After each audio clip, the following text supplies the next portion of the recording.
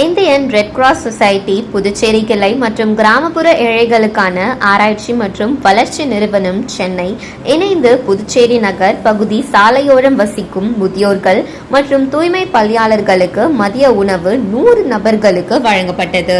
மேலும் red cross society ஆனது புதுச்சேரியில் பல சீர்திருத்தங்களை செய்து வருகிறது. புயல் மழை காலங்களில் மக்களுக்கு ஏற்படும் பாதிப்புகளில் இருந்து அவர்களை பாதுகாக்கவும் அவர்களுக்கு வேண்டிய மருத்துவ உதவிகளையும் வழங்குவார்கள். பொதுமக்கள் அதிகமாக கூடுகிற இடத்தில் சுகாதாரம் பேணி காக்கும் வகையில் அங்கிருக்கும் குப்பைகளை பிளாஸ்டிக்களையும் அப்புறப்படுத்துவார்கள்.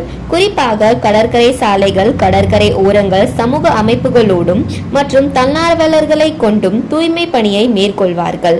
பொது இடங்களில் மரம் நடுவோம், மழை பெறுவோம்.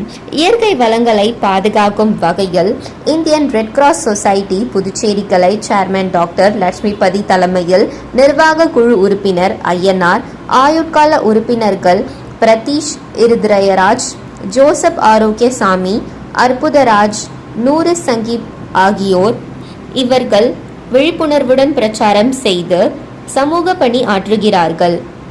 சிறப்பு விருந்தினராக முன்னாள் முதல்வர் நாராயணசாமி கலந்து கொண்டு தூய்மை பணியாளர்களுக்கு உணவை வழங்கி ரெட் கிராஸ் சங்க நிர்வாகிகளை வெகுவாக பாராட்டினார்.